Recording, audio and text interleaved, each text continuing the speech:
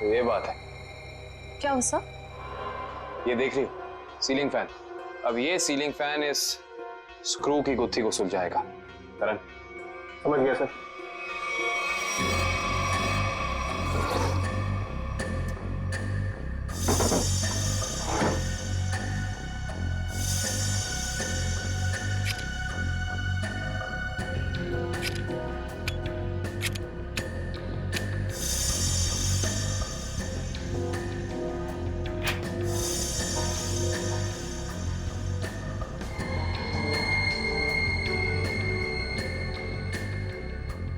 Fan को उल्टा करो।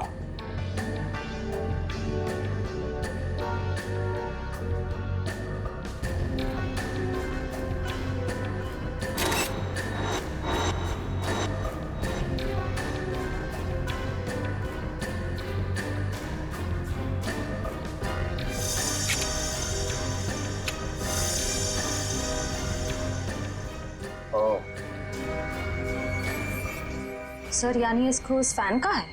हाँ श्रेया, किसी ने इस फैन के साथ छेड़खानी की है। अभी पता चल जाएगा।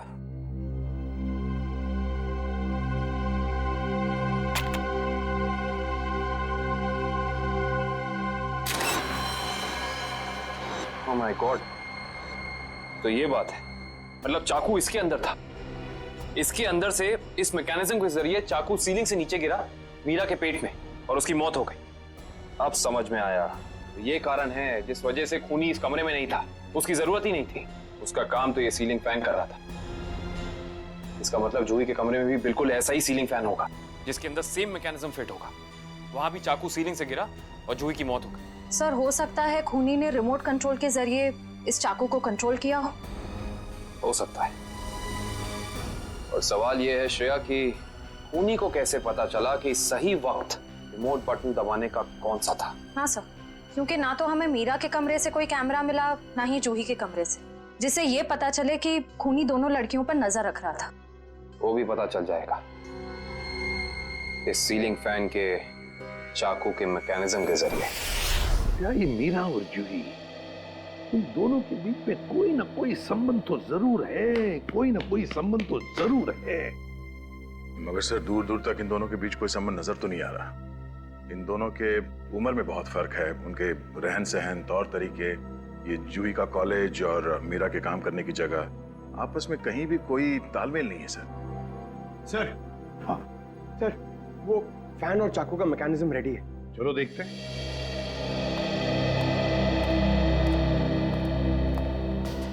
पंकज, रिमोट ऑन करो।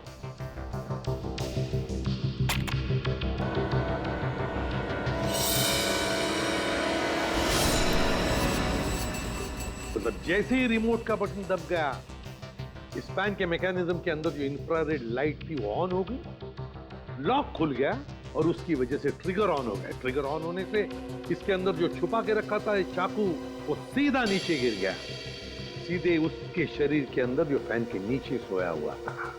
मगर दया, एक बात है, ऐसे मैकेनिज्म की जो रिमोट होते हैं, वो रिमोट ज्यादातर 50 मीटर की दूरी के अंदर ही काम कर सकते हैं। तो फिर जरूर जहां पर मीरा और जूही रहती थी उसके आसपास ही ये आदमी खड़ा था। जिसने भी ये किया है वो 50 मीटर की दूरी के अंदर ही खड़ा था। वहां से उसने रिमोट चलाया और खून कर दिया मीरा और जूही का। और फिर वो सपने, वो एक जैसे सपने जो मीरा और जूही दोनों की नींद में आते थे, ऐसे सपने तो जानबूझकर ही डाले जा सकते हैं, प्लान करके डाले जा सकते हैं। मगर उसके लिए जरूर कोई तो ट्रिगर होना चाहिए। सर, हाँ, जूही के कमरे में लगे पंखे में भी ठीक ऐसा ही मैकेनिज्म मिला है। और तो और जूही और मीरा दोनों के कमरों में एक हफ्ते पहले इलेक्ट्रिकल वायरिंग का कुछ काम हुआ था। जूही और मीरा दोनों के घर में, दोनों के कमरों में एक हफ्ते पहले इलेक्ट्रिकल वायरिंग हुई थी।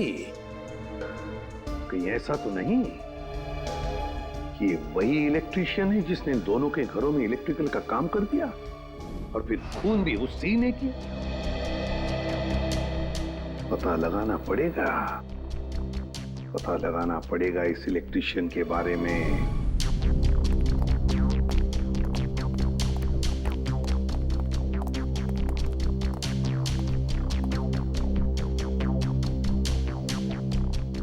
ना ही मीरा के मोबाइल पे कोई अलार्म था और ना ही जूही के मोबाइल। फिर दोनों को एक ही वक्त एक जैसे सपने कैसे आ सकते? इसका मतलब सपने ट्रिगर करने वाला मैकेनिज्म यहीं कहीं है। सर ये देखिए, इस पे अलार्म है, लेकिन सुबह 6 बजे का। 6 बजे का? पर मीरा की मौत तो 3 बजे हुई थी, तो सपने शुरू करने का ट्रिगर लगभग 1 या 1.5 के बीच का होना चाहिए। यह भी तो हो सकता है कि किसी ने मीरा को सम्मोहित कर दिया। ऐसा नहीं हो सकता फ्रेडी, क्योंकि अगर ऐसा होता तो मीरा के दिन भर का हाव भाव, चाल चलन सब प्रभावित होता, पर ऐसा नहीं हुआ। नहीं, कुछ है यहाँ जो हम अभी तक देख नहीं पा रहे। ढूंढो, यही है।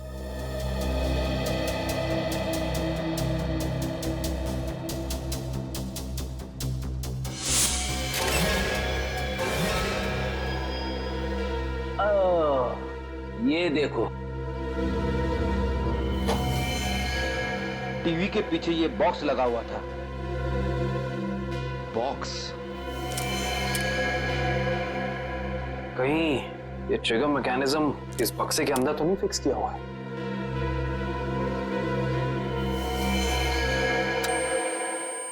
अरे अरे अलार्म बंद करो, ये आवाज मेरे कान के पर्दे फटा ली। सर कौन सी आवाज? यहाँ कोई अलार्म नहीं बज रहा है। अरे इतने जोर से बज रहा है, सुनाई नहीं दे रहा है। बंद करो। हाँ बज तो रहा है, लेकिन बहुत धीमी आवाज में। बंद करो, बंद करो। बंद हो गया। Thank you. इतना भद्दा अलार्म मैंने जिंदगी में नहीं सुना। सोने वाला उठेगा नहीं, हार्ट अटैक से सीधे ऊपर चला जाएगा। मगर सर अलार्म की आवाज सिर्फ आपको कैसे सुनाई दी? हो सकता है श्रेया, क्योंकि ये लो फ्रीक्वेंसी अलार्म है। श्रेया, ये सिर्फ उन लोगों को सुनाई देता है जिनकी साउंड टॉलरेंस और सुनने की शक्ति इसकी ध्वनि से मेल खाती हो। यानी फ्रेडी सर की तरह जूही और मीरा भी इस अलार्म की आवाज को सुन सकती थी। वो ये बात नहीं जानता था। उसने इस ध्वनि का इस्तेमाल सिर्फ उनके दिमाग को कंडीशन करने के लिए किया, ट्यून करने के लिए, ताकि उन्हें वो डरावने सपने दिखा सके। लेकिन डरावने सपनों का कोई संबंध ही नहीं था इस मौत से। अगर वो चाहता तो बिना सपनों के भी मार सकता था उन्हें। मार सकता था, पर शायद वो ऐसा चाहता नहीं था। खूनी अपने शिकार के साथ खेलना चाहता था, तड़पाना चाहता था, फिर उनकी नींद में उन्हें एक गहरी मौत देना चाहता था। इंटरेस्टिंग। करण सर, कल की को बुला के लाइए। जी। को ये देखो।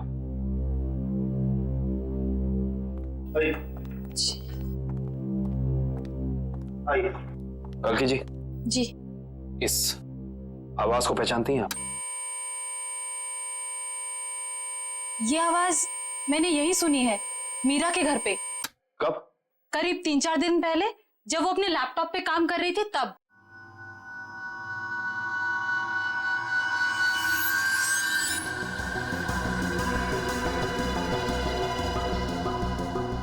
आपको मीरा के लैपटॉप का पासवर्ड पता है?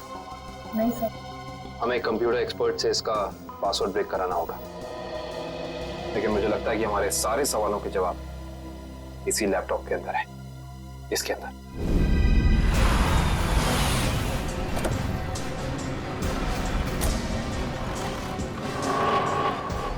भाई साहब, हम लोग सीआईडी से। सीआईडी से? क्या हुआ साहब? हमें पता लगा है कि पिछले हफ्ते आपका एक इलेक्ट्रिशियन वायरिंग करने के लिए इस एड्रेस पे गया। हाँ साहब, गया तो था, पर हुआ क्या? इन दोनों जगहों पे एक खून हुए और हमें शक है कि ये खून आपके इलेक्ट्रिशियन ने किया है। मेरे इलेक्ट्रिशियन? हाँ, और वो भी पंखे में चाकू फिट करके। अरे बाप रे, पंखे में चाकू? जी हाँ, और आप ये बताइए कि इन दोनों जगहों पे आपका कौन सा इलेक्ट्रिशियन गया था? मंगेश गया था सर, पर आज वो आया नहीं है। इस मंगेश का एड्रेस तो है ना तुम्हारे पास? हाँ, मंगेश का एड्रेस लेके ना।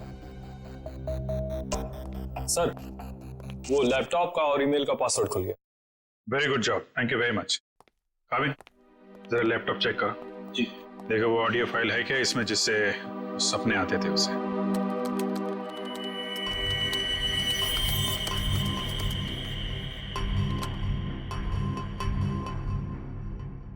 सर, इस कंप्यूटर में कोई ऑडियो फाइल नहीं है। हाँ, लेकिन मीरा के ईमेल अकाउंट में एक वीडियो फाइल दिख रही है। Video file? खोलो खोलो इसे जरा।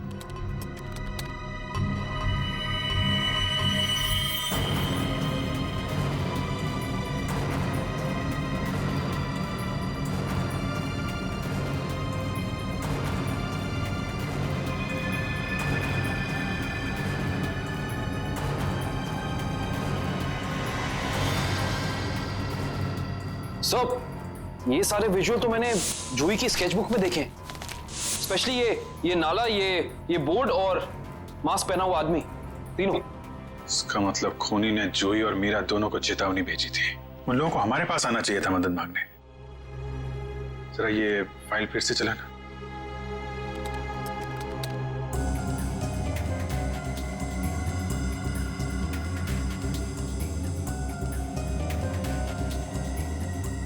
बॉस, बंजारा रोड जो शहर के पश्चिमी हिस्से में है ना? Yes sir. मतलब जो कुछ हुआ है बंजारा रोड पे ही हुआ है। क्या? ठीक है, ओके। सर, उस इलेक्ट्रिशियन मंगेश का जो पता मिला था वो नकली है सर। कोई बात नहीं, स्केच बनवाओ उसका और अपने डेटाबेस में चेक करो। बंजारा रोड, वहां जाके देखना पड़ेगा।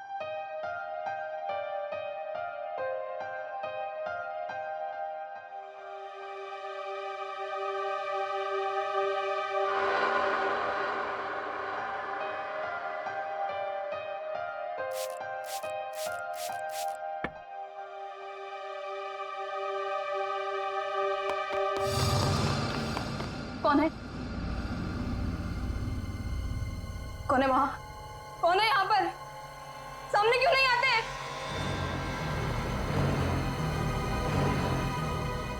बस बहुत हो गया, बंद करो ये खेल, बंद करो ये खेल।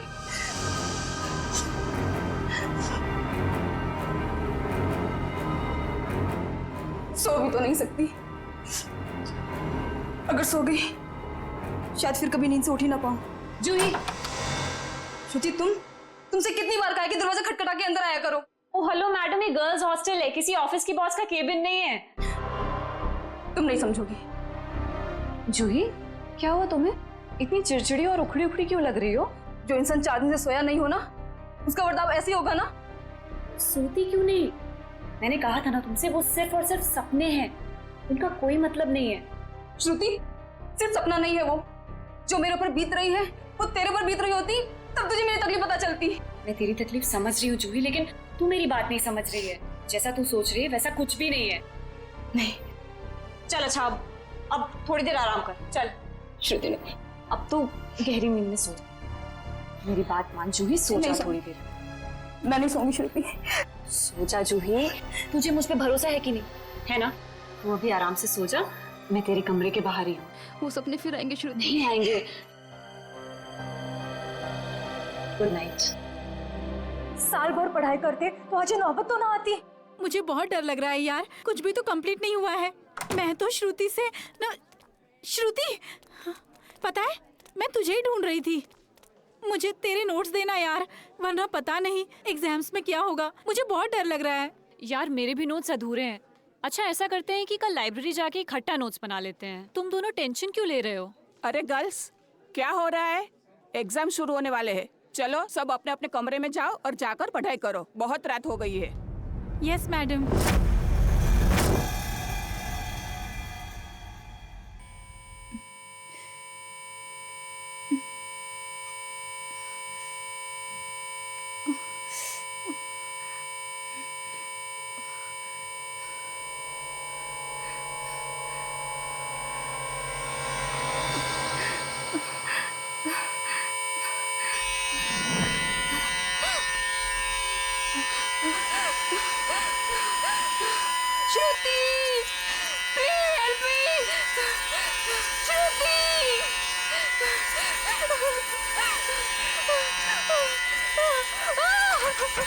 ये दरवाजा क्यों बंद है? श्रुति, ये लाइट क्यों नहीं जल रही है?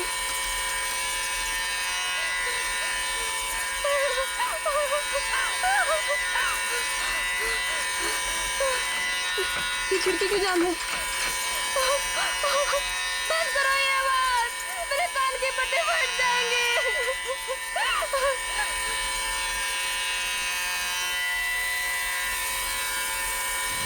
धुआं कहाँ से आ रहा है?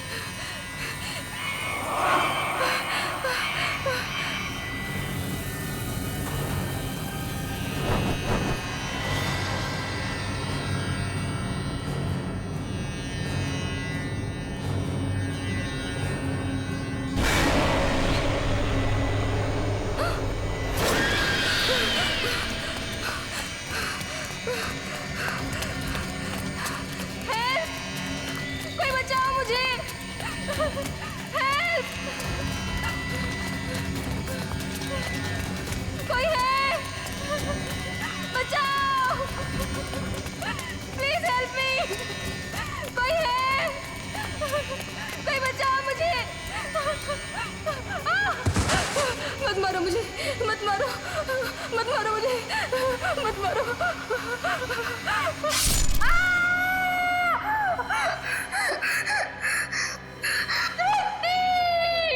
ओह नो, ये तो जूही की चीख है। लगता है उसने वही पुराना सपना देखा है।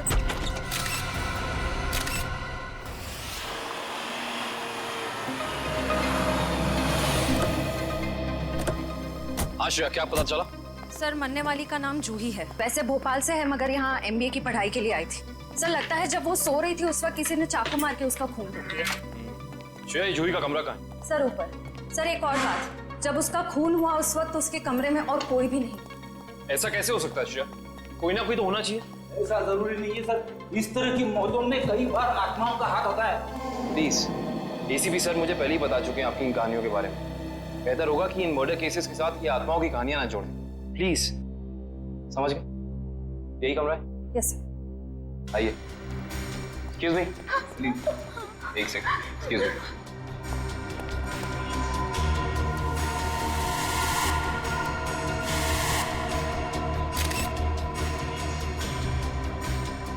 श्रेया, यहाँ पे चाकू का सिर्फ एक ही घाव है।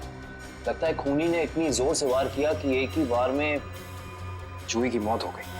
हाँ सर, हमला भी शायद जूही की नींद में ही हुआ। बेचारी को अपने आप को बचाने का मौका भी नहीं मिला होगा। एक्सक्यूज मी, यहाँ पे सबसे पहले जूही की मौत का पता किसको चला? सर, सबको एक साथ ही पता चला था। हम यहाँ कॉरिडोर में थे, अचानक से जूही के कमरे से चीखने की आवाज आई और अंदर आके देखा तो जूही की जान जा चुकी थी। उस समय कमरे में जूही के साथ और कौन था? सर, उस वक्त जूही के साथ कोई नहीं था। देखिए, आप लोग दोबारा याद करने की कोशिश कीजिए। हो सकता है कोई ऐसा जो उस वक्त भाग निकला हो। सर, भागने का तो सवाल ही नहीं उठता, क्योंकि डोर बाहर से बंद था और वो अंदर से। खूनी भागेगा भी तो कहाँ से भागेगा? एक मिनट, ये दरवाजा बाहर से बंद था, क्यों? सर, कई दिनों से जूही सो नहीं पा रही थी। अचानक नींद से जाग जाती थी और भागकर अपने कमरे से बाहर आ जाती थी। आज भी कुछ ऐसे ही हुआ। वो सो नहीं पा रही थी, मैंने उसको सुलाया और मैं बाहर आ गई और दरवाजा बाहर से बंद कर दिया। लेकिन इसे नींद क्यों नहीं आ रही थी? सर, कई दिनों से उसे डरावने सपने आ रहे थे। उसे ऐसा महसूस हो रहा था कि उसका सपनों में कोई खून करना चाह रहा है, उसकी कोई जान लेना चाह रहा है। हमें क्या पता था कि उसका सच में खून हो जाएगा। डरावने सपने? मैं कह रहा था ना, ये कोई आत्मा का ही चक्कर है।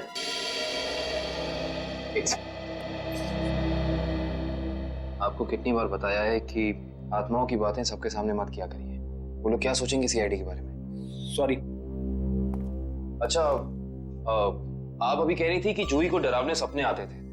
कभी उसने आप लोगों के साथ कुछ शेयर किया कि उसे किस चीज के सपने आते हैं? कुछ भी? सर, उस ड्रॉर में जूही का स्केच बुक है। उस ड्रॉर में? जी सर। Sketch book? ये बुक? जी सर। ये चाकू? सर, ये वही चाकू है जिसे लेकर कोई उसका पीछा करता था सपनों में, उसे मारने के लिए। ये देखो, ये चाकू बिल्कुल ऐसा ही है जिससे जूही का कत्ल हुआ। हाँ सर। ये सारी ड्राइंग्स जो हैं इस बुक में, ये क्या जूही अपने सपने में देखती थी? जी सर। सर, लगता है ये किसी अंदर वाले का ही काम है, जो कमरे के अंदर आसानी से आ सकता हो और जिसे जूही के सपनों के बारे में पता हो। क्या तुम्हारे अलावा और कोई ये स्केचबुक के बारे में जानता था? कोई नहीं।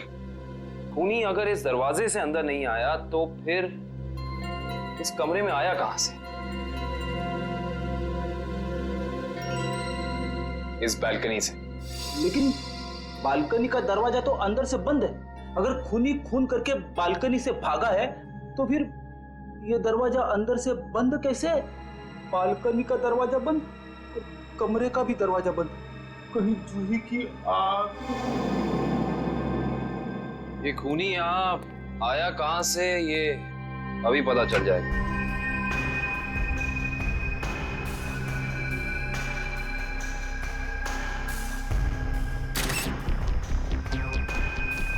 ये देखो जूते के निशान। हो ना हो खूनी इसी बैल्कनी से चढ़कर आया। लेकिन बालकनी का दरवाजा तो अंदर से बंद था, तो फिर खूनी यहाँ ऊपर चढ़ के कमरे के अंदर आया कैसे होगा? ये भी पता चल जाएगा फ्रेडी जी। बस एक बार जूही के मौत के कारण पता चल जाए, कुछ तो होगा यहाँ, कोई सबूत कुछ तो होगा। इधर देखो, ये पाइप, इसी वाटर पाइप से चढ़कर खूनी इस बैल्कनी तक आया है। यहाँ के वॉचमैन से मिलना पड़ेगा। माफ कर दिए साहब, गलती हो गई। इसे गलती कहते हो तुम? एक इंसान गर्ल्स हॉस्टल की बैल्कनी में चढ़ जाता, अंदर कमरे में जाके खून कर देता, और तुम्हें कुछ पता भी नहीं चला। बस साहब 15 मिनट के लिए मेरी आंख लग गई थी। मैं सपने में भी ऐसा नहीं सोच सकता था कि उस दौरान ऐसा कुछ हो जाएगा। तुम्हारी 15 मिनट की लापरवाही की वजह से एक लड़की की जान चली गई, उसकी जिंदगी लौटा सकते हो तुम?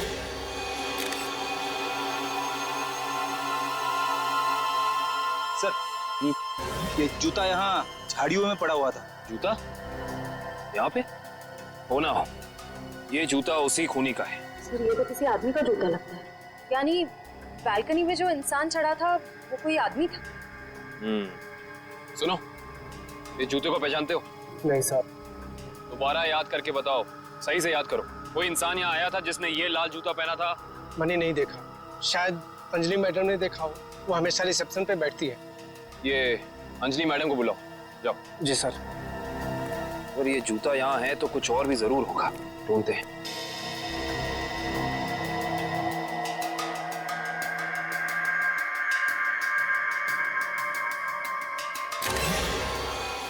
इस तरफ ये जूतों के निशान। एक जूते का निशान थोड़ा गाढ़ा है और दूसरे का हल्का। ये वाला गाढ़ा है। इसका तो एक ही मतलब है, ये जूता जिसका भी है वो इंसान लंगड़ा के चल रहा था। तो लंगड़ा के इसलिए चल रहा था क्योंकि जब वहां बैल्कनी से वो नीचे आया उसे चोट लग गई, फिर वो यहाँ से भागा और यहाँ पे जूता रह गया। हाँ साहब, मैं ही अंजलि हूँ, आपने मुझे बुलाया? जी अंजलि जी, हमें आपसे कुछ सवाल पूछने थे। जी। अंजलि जी, आपने इस लाल जूते को देखा? मेरा कहने का मतलब है किसी इंसान को इसको पहनकर यहाँ आते हुए देखा, लंगड़ाते हुए? हाँ साहब, मैंने देखा था, मनीष लंगड़ाते हुए जा रहा था। मनीष? ये मनीष कौन है? जूही का दोस्त है।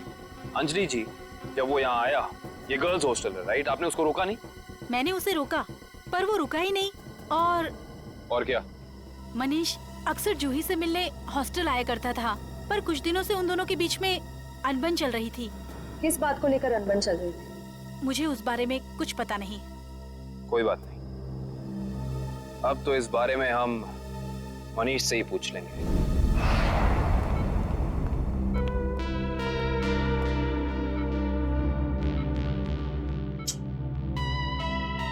मनीष, कैसे हो यार? मैं ठीक हूँ, पर आप लोग कौन हैं? तुम्हारे शुभचिंतक हैं, सीआईडी वाले। सीआईडी? क्या बात है, क्या मेरी जान को किसी से खतरा है क्या? सुना आपने? खुद एक बेचारी लड़की को मार के खटिया पे लेटा पड़ा है और पूछ रहा है कि मेरी जान को कोई खतरा तो नहीं है। ये क्या कह रहे हैं आप? मैंने किसी की जान नहीं ली। मनीष, ये पाँव में चोट कैसे लगी तुम्हें? वो मैं सड़क पार कर रहा था तो एक बाइक वाले ने टक्कर मार दी मुझे। सड़क पार कर रहा था बेचारा, टक्कर मार दी? वैसे ये हादसा हुआ कहाँ? MI रोड पे, जीपीओ के सामने। जीपीओ के सामने? तभी तो। वैसे अगर ऐसा था तो ये लाल रंग का जूता जो तुम्हारा है, हमें पता है जीपीओ के सामने मिलना चाहिए था। पर कमाल की बात देखो, ये जूता हमें स्वर्णिमा गर्ल्स हॉस्टल के बाहर मिला। कैसे? मेरा जूता वहां कैसे पहुंचा? देखो मनीष, हमसे झूठ बोलकर कोई फायदा नहीं है। सच निकालने के और कई तरीके आते हैं। बेहतर होगा हमें सब सच बता दो। क्यों मारा तुमने जूही को? क्या जूही की मौत हो गई? खून हो गया उसका। क्यों गए थे तुम वहां? देखिए, मैं जूही के बालकनी में गया जरूर था, लेकिन मैंने जूही को नहीं मारा। इतनी रात को तुम वहां क्या करने गए थे मनीष? मुझे उससे बात करनी थी। ओह, ऐसी कौन सी बात थी जो तुम दिन के उजाले में नहीं कर सकते थे, जिसके लिए तुम्हें रात के अंधेरे का सहारा उठाकर चोरों की तरह पाइप से चढ़कर उसकी बैल्कनी तक जाना पड़ा? मैं उससे माफी मांगना चाहता था। दरअसल मैंने उसके दोस्ती को प्यार समझने की गलती की थी, लेकिन जब मैं वहां पहुंचा तो मैंने देखा कि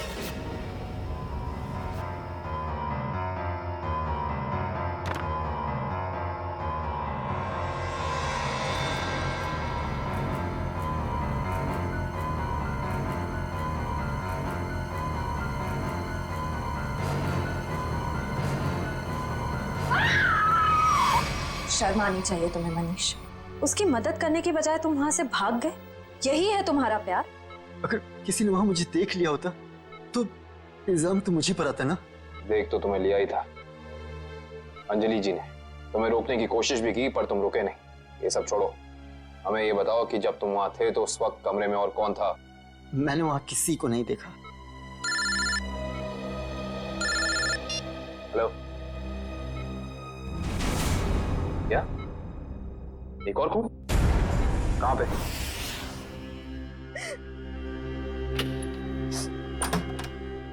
आप कौन? हम लोग सीआईडी से। आइए।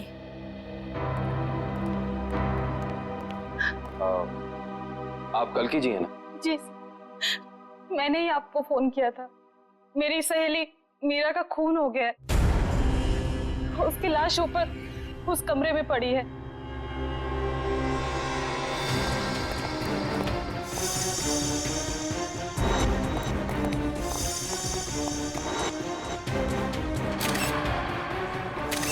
श्रेया, ये चाकू तो बिल्कुल वैसा ही लग रहा है जैसा जूही की मौत में यूज हुआ था। हाँ सर, लगता है किसी सीरियल किलर का काम। सीरियल किलर का भी हो सकता है और किसी ऐसे इंसान का भी जो दोनों जूही और मीरा को जानता है। वो यहाँ आया और उसने मीरा की जान भी इसकी नींद में ले ली।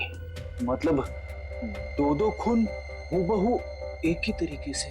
सर, हाँ, लाश की हालत को देखकर लगता है कि इसकी मौत को 3-4 घंटे हो चुके हैं। 3-4 घंटे? लेकिन श्रेया, जूही की मौत को भी तो 3-4 घंटे ही हुए हैं। एक खूनी एक ही वक्त पे दो जगह पे कैसे हो सकता है? मैं तो कह रहा हूँ जरूर ये किसी आत्मा का ही चक्कर है। रेडी प्लीज, ये किसी आत्मा का चक्कर नहीं है। ये उस खूनी के किसी साथी या रिश्तेदार का चक्कर भी हो सकता है। लगता है इस जुर्म में एक से ज्यादा लोग शामिल हैं। लेकिन कैसे? कैसे हो सकता है?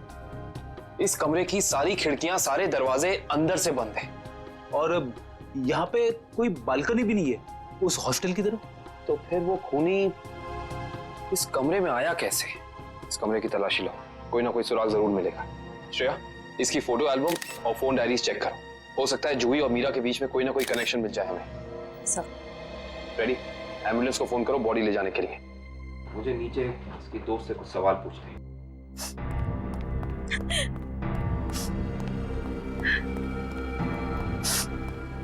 पालकी जी। जी। आपको मीरा की मौत के बारे में कब पता चला?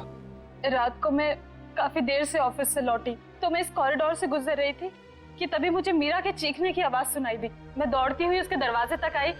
मीरा का दरवाजा खटखटाया पर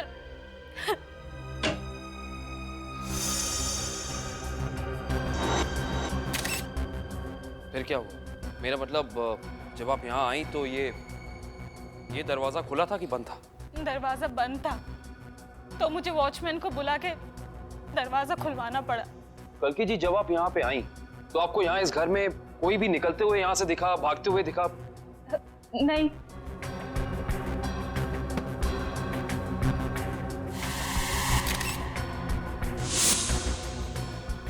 कालकी जी, आपकी दोस्त मीरा काम क्या करती? बैंक की एरिया मैनेजर थी वो, और 2 साल पहले उसका तबादला हमारे शहर में हुआ था। तबादला? हाँ श्रेया, क्या पता चला? सर, मरने वाली का नाम जूही है। वैसे भोपाल से है मगर यहाँ MBA की पढ़ाई के लिए आई थी। क्या ये तबादला भोपाल से यहाँ हुआ? जोधपुर से। पर क्यों सर? आपकी दोस्त मीरा किसी जूही नाम की लड़की को जानती थी? जहाँ तक मुझे पता है सर, इस नाम की तो उसकी कोई दोस्त नहीं थी। दोस्त नहीं तो कोई रिश्तेदार? क्योंकि कुछ घंटे पहले एक 21 साल की लड़की का बिल्कुल इसी तरीके से खून हुआ। उस लड़की का नाम जूही था और वो ये उसकी तस्वीर है। क्या आप जानती हैं इसे? नहीं। आप जानती?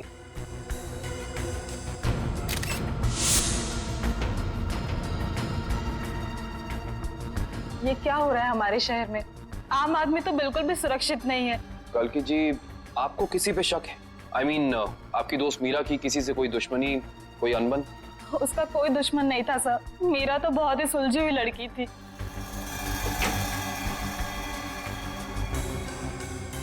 अच्छा, ये तस्वीर देखिए। इस आदमी का नाम मनीष है। क्या आप इसे जानती हैं? नहीं सर। सर, आशा, मैंने मीरा के सारी डायरीज, सारे एल्बम्स चेक किए। मीरा और जूही के बीच कोई कनेक्शन नहीं है, कोई संबंध नहीं है।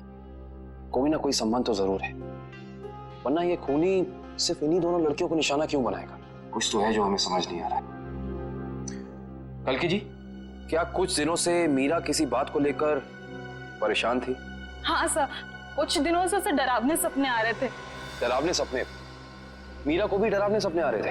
हाँ सर, बस कहती रहती थी कि उसका कोई खून करना चाहता है।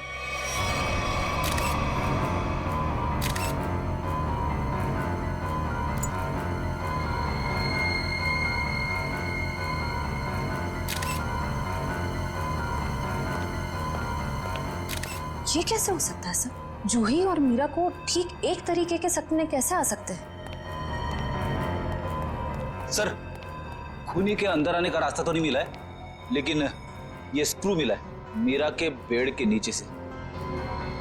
एक काम करिए, वॉचमैन से पूछताछ कीजिए, देखिए क्या पता चलता है मीरा के बारे में। तब तक इस स्क्रू की गुत्थी को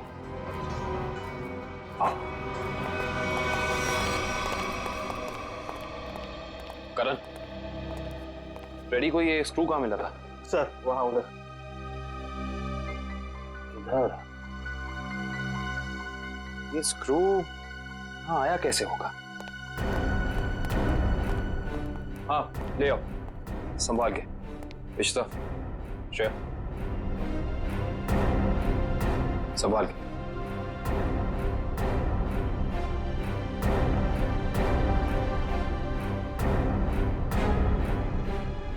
इश्ता, सब लोग बाहर ध्यान रखना।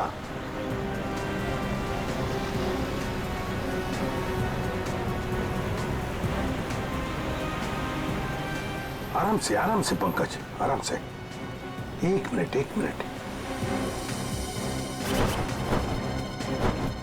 यह है ना एक सूखा नाला है, और वो रहा पेड़। सूखा नाला और उसमें वो पेड़। जरा आगे चलकर देखते हैं।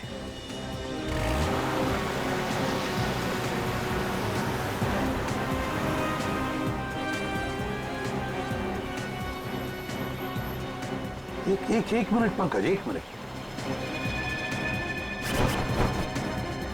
बंजारा रोड, मतलब हम सही रास्ते पे हैं।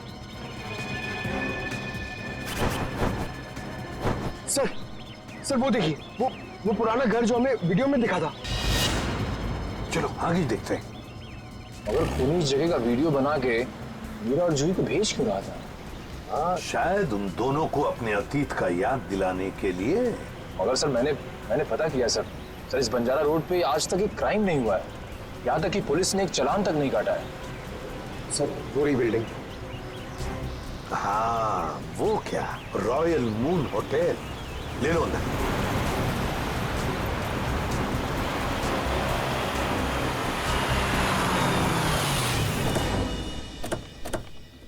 हाँ, इलेक्ट्रिशियन का स्केच मैच नहीं हो रहा है। तो कोई बात नहीं, ठीक है।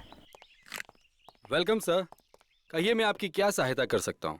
हम लोग सीआईडी से हैं। दरअसल एक केस के सिलसिले में कुछ पूछताछ करनी थी आपसे। सीआईडी? अब पूछिए, क्या पूछना चाहते हैं आप?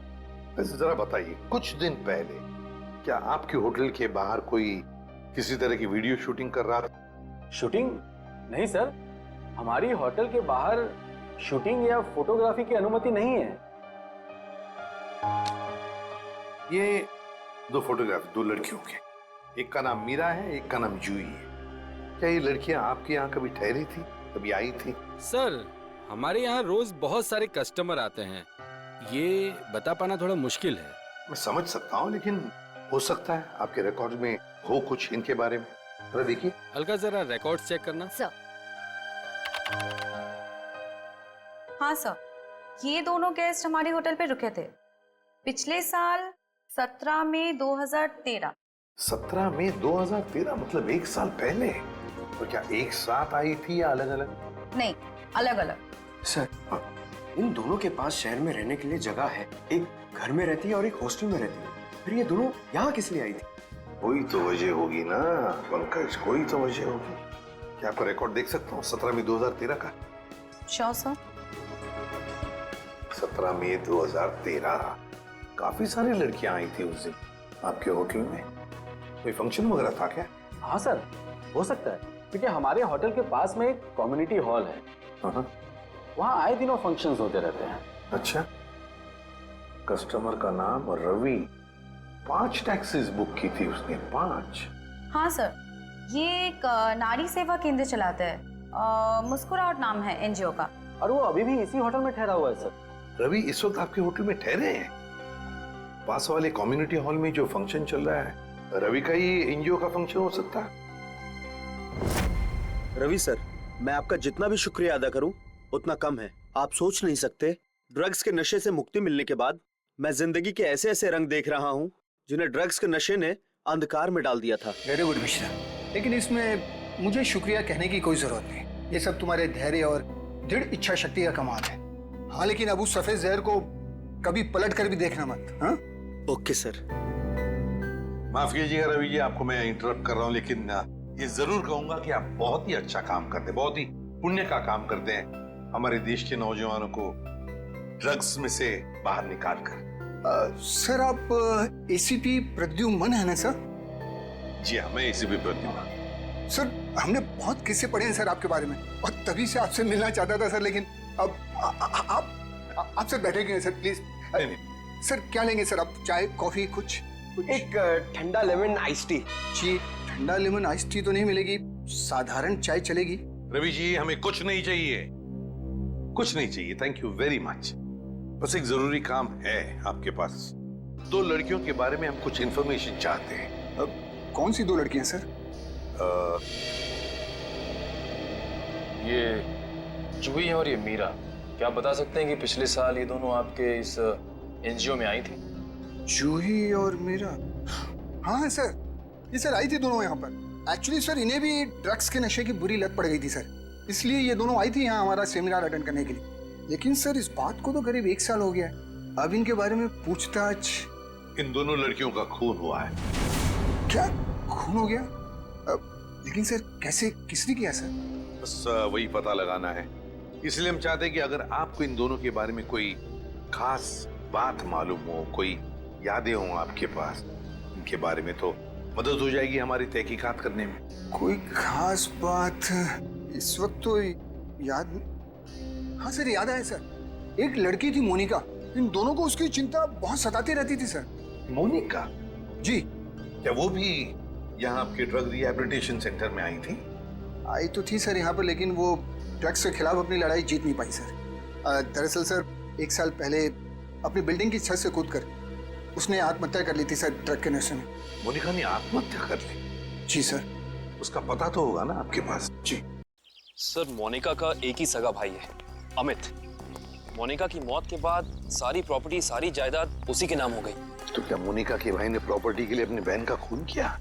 ये भी तो हो सकता है कि मोनिका ने आत्महत्या की हो। मैंने कहा ना, काम हो जाएगा।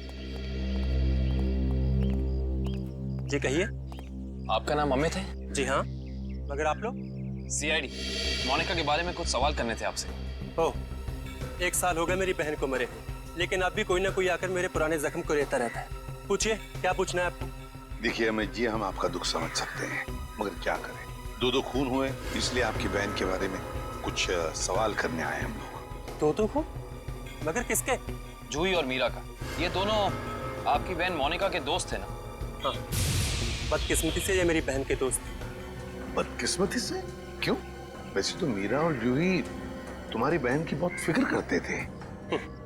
अगर सच में उन्हें मेरी बहन की फिक्र होती तो वो फिर से उसे ड्रग्स की खाई में ना धकेलते। क्या? वो दोनों फिर से मोनिका को ड्रग्स की लत लगाना चाहते थे। हालांकि वो दोनों खुद ड्रग्स से छुटकारा पाना चाहते थे। मुझे नहीं पता कि वो आदत से छुटकारा पाने आए थे या दोबारा ड्रग एडिक्ट्स को बढ़ावा देने, लेकिन इस काम में एक और भी था उनके साथ। हाँ, विशाल। विशाल? ये विशाल कौन? विशाल जूही और मीरा को ड्रग्स देता था और ये बात मोनिका जान गई थी। लेकिन जब लोगों को पता चला कि मोनिका को उनका राज पता है तो उन्होंने उसे फंसाने के लिए उसके बैग में ड्रग्स डाल दी। वो पकड़ी गई, उसके ऊपर पुलिस केस भी हुआ। वो ये सदमा बर्दाश्त नहीं कर सकी और उसने आत्महत्या कर ली। सर कोई तो है जो मोनिका की मौत का बदला ले रहा है। जूही और मीरा पहले ही मर चुकी हैं। अब अगला नंबर शायद विशाल का। अमित, कल रात तुम कहाँ थे? आप मुझ पे शक कर रहे हैं? क्या करें, शक करने की आदत जो है हमें। और फिर तुम तो अपनी बहन के सबसे करीबी हो ना। मुझसे ज्यादा करीबी तो उसका मंगेतर था, रणविजय। दोनों ने जन्मों जन्मों तक साथ रहने की कसमें खा रखी थी। रणविजय? ये रणविजय यही है ना? हाँ यही तो है वो, लेकिन रणविजय का स्केच आपके पास कैसे? हो सकता है मीरा, जूही और मोनिका की मौत का राज रणविजय जानता हो। Thank you Ranvijay. सर वो रहा विशाल का घर। विशाल की जान को खतरा हो सकता है।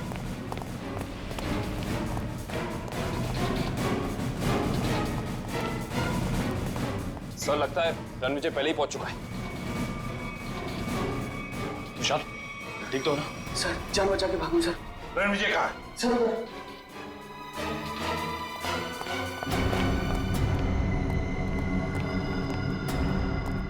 यहाँ तो कोई भी नहीं है। सर शायद यहाँ से भागा होगा।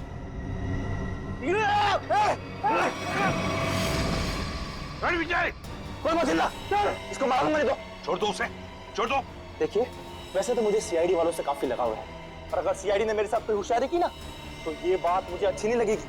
चाकू नीचे फेंक दो। फेंक दो चाकू। डरो मत, कुछ नहीं करूंगा तुम्हारे इस मोटू ऑफिसर को। मोटू मत बोल, टाइटिंग कर रहा हूं आजकल। देखो मुझे अपना काम करने दो। बेवकूफी मत करो, नहीं बच पाओगे तुम। अरे बचना किसको है? एक बार मैं इस विशाल को मार दूं, भले मुझे फांसी हो जाए, फिर मुझे मंजूर है। देखो रणविजय, ये सब करने से क्या मोनिका वापस आएगी? भले ही वापस ना है, लेकिन मेरे बदले की आग तो पूरी होगी। इन तीनों ने रातों की नींद उड़ा दी थी मोनिका की, इसलिए मैं भी इनके साथ वही कर रहा हूं। इन्हें तड़पा तड़पा कर मारूंगा मैं। देखो रणविजय, मोनिका के साथ जो कुछ भी हुआ ठीक नहीं हुआ। इन तीनों की वजह से बेचारी को जेल जाना पड़ा, बदनामी हुई।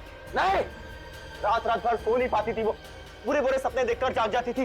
ये विशाल ने मोनिका का बंजारा रोड पे पीछा किया था उसे मार डालने के लिए, इसलिए मैंने भी इन्हें पहले बुरे बुरे सपने दिखाए और अब मैं इन्हें मौत की नींद सुला रहा हूं। रणविजय, ये तुम क्या करने जा रहे हो? विशाल को उसके किए की सजा कानून देगा। अरे कानून का क्या क्या, प्यार तो मैंने अपना खोया है ना।